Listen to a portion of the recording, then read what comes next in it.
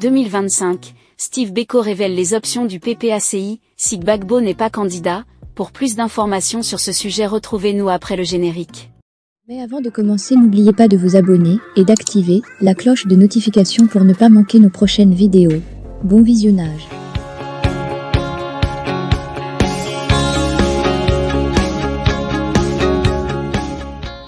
Laurent Gbagbo, désigné candidat du PPACI à l'élection présidentielle de 2025, n'est pas sur la liste électorale. Steve Beko révèle les options s'il n'est pas candidat. C'est un secret de polichinelle. Laurent Gbagbo, que le PPACI vient de désigner comme son candidat à l'élection présidentielle de 2025, n'est pas sur la liste électorale du fait de sa condamnation à 20 ans de prison et à une privation de droits civiques pour le supposé braquage de la BCEAO. Évoquons ensemble certaines incongruités de cette affaire. Laurent Gbagbo a été condamné en janvier 2018. La condamnation est devenue définitive en novembre 2019. Mais il faut noter que le 19 janvier 2019, la CPI venait de l'acquitter pour les faits allégués de crimes contre l'humanité. Le braquage de la BCEAO aurait eu lieu début 2011, mais c'est quand même curieux qu'on ait attendu 7 ans avant de faire le procès. En effet, le pouvoir s'est précipité pour organiser ce simulacre de procès dès lors qu'il a été admis que Laurent Gbagbo serait innocenté par la CPI. Qui peut croire en cette coïncidence de l'agenda ? 4 personnes étaient jugées lors de cette affaire, Kone Katinan comme l'auteur de l'infraction, Désiré Dallo, Ake NGBO et Laurent Gbagbo comme les complices. Aussi curieux que cela puisse paraître, Désiré Dallo et Ake NGBO, qui étaient présents au procès, sont rentrés chez eux après la condamnation puisque le juge n'a pas émis de mandat de dépôt. Mais des mandats d'arrêt internationaux ont été lancés contre Laurent Gbagbo et Kone Katinan.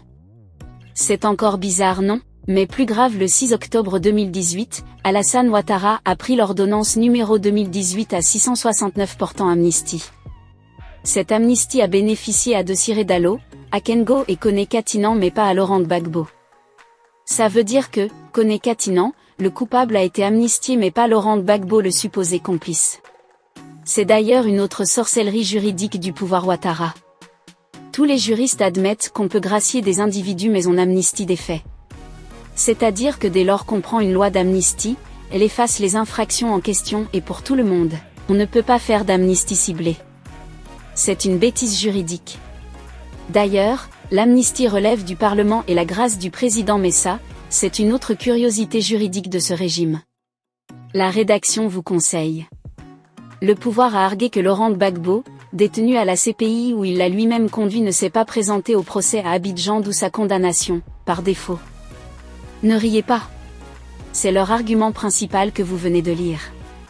Par quel procédé Gbagbo aurait-il pu se présenter à ce procès ?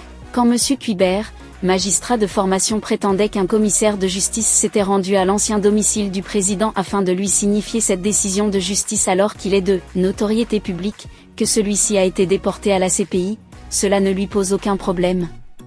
En conséquence de cette condamnation, Laurent Gbagbo est privé de ses droits civiques. Ce sont notamment le droit de vote, le droit d'être candidat à une élection, le droit de diriger une association, etc. En effet, la loi de 1993 relative aux partis et groupements politiques dispose en son article 8 que les membres fondateurs et dirigeants des partis et groupements politiques doivent être de nationalité ivoirienne et jouir de leurs droits civiques et politiques. Dès lors, on est en droit de se demander pourquoi le pouvoir a reconnu officiellement le PPACI comme un parti politique et lui a délivré les documents relatifs à ce sujet. Parce que, Laurent Gbagbo, désigné comme président de ce parti lors de son congrès constitutif, ne jouit pas de ses droits civiques et politiques. De ce fait, il ne peut présider un parti politique. Et pourtant, nous avons plusieurs courriers que nous a adressés le gouvernement en qualité de parti politique. Le pouvoir choisit donc parmi les droits civiques de Laurent Gbagbo ceux qui ne lui posent pas problème pour les appliquer ? C'est une autre incurie juridique. Vous m'excuserez cette digression, mais c'est juste à titre illustratif.